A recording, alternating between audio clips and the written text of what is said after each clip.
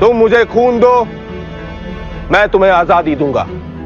আজি নামেৰে পৰিচিত ভাৰতৰ এগৰাকী সফল নেতা সুভাষ চন্দ্ৰ বসুৰ জন্ম হয় 1897 চনৰ 23 জানুৱাৰী তাৰিখে বংগোপদেশৰ উৰিষ্যা ডিভিজনৰ কটকত। দেউতাক জানকীনাথ বসু এজন উকিল আৰু মাক প্ৰভাৱতী দেৱী আছিল। মাক দেউতাকৰ 14টি সন্তানৰ ভিতৰত সুভাষ নৱম সন্তান আছিল। 1902 চনৰ জানুৱাৰী মাহত তেওঁ প্ৰটেষ্টাণ্ট ইউৰোপীয়ান স্কুলত নামভৰ্তি কৰে।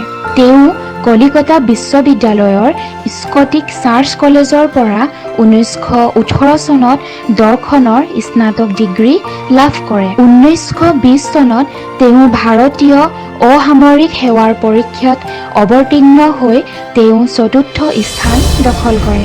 1937 চনৰ 26 ডিচেম্বৰত এমিলি চেংগলৰ সৈতে বিবাহপাশত আবদ্ধ হয়।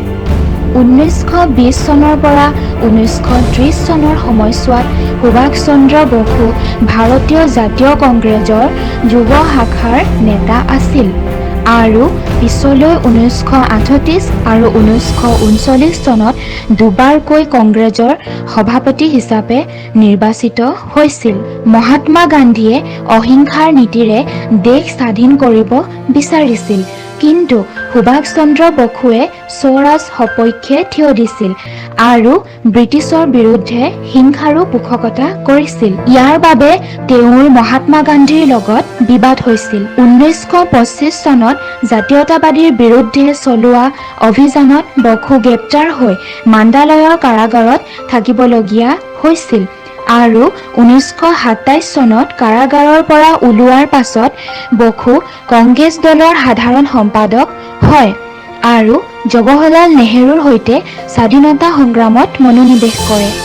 সুভাষ চন্দ্ৰ বসুৱে ব্ৰিটিছৰ বিৰুদ্ধে যুঁজিবলৈ 55,000 সৈনিকক একত্ৰিত কৰি আজাদ হিন্দ ফৌজ গঠন কৰে। 1944 শেষৰ ফালে আৰু 1945 প্ৰথম ভাগত ব্ৰিটিছ ভাৰতীয় সেনাবাহিনীয়ে প্ৰথমবাৰৰ বাবে জাপানী সৈন্যৰ আগ্ৰাসনক বাধা দিয়ে আৰু জাপানী সৈন্যৰ ভাৰত আক্ৰমণক বিফল কৰে। আধা জাপানী সৈন্যৰ লগতে এই যুদ্ধত ভাগ লোৱা ইণ্ডিয়ান নেশ্যনেল আৰ্মীৰ আধা সৈন্য এই যুদ্ধত নিহত হয়। জনপ্ৰিয় ভাৰতীয় শ্লোগান জয় হিন্দ নেতাজী সুভাষ চন্দ্ৰ বসুৱে প্ৰথম প্ৰচাৰ কৰিছিল। 1930 দশকৰ মধ্যভাগত বসুৱে ইউৰোপ ভ্ৰমণ কৰি বহু ভাৰতীয় ছাত্ৰ আৰু বেনিটো মুছলিনীকে আদি কৰি বহুকেইজন ইউৰোপীয় ৰাজনীতিক লগ কৰে। এই সময়তে তেওঁ গৱেষণা কৰি দ্য ইণ্ডিয়ান ষ্ট্ৰাগল নামৰ গ্ৰন্থখনৰ প্ৰথম খণ্ড লিখি উলিয়ায়। এই খণ্ডত তেওঁ 1920 চনৰ পৰা 1934 চনৰ সময়ছোৱাত ভাৰতৰ স্বাধীনতা আন্দোলনৰ বিষয়ে লিখে। টাইৱানত তেওঁ উৰাজাহাজ দুৰ্ঘটনা হোৱাত তেওঁ মৃত্যুমুখত পৰে।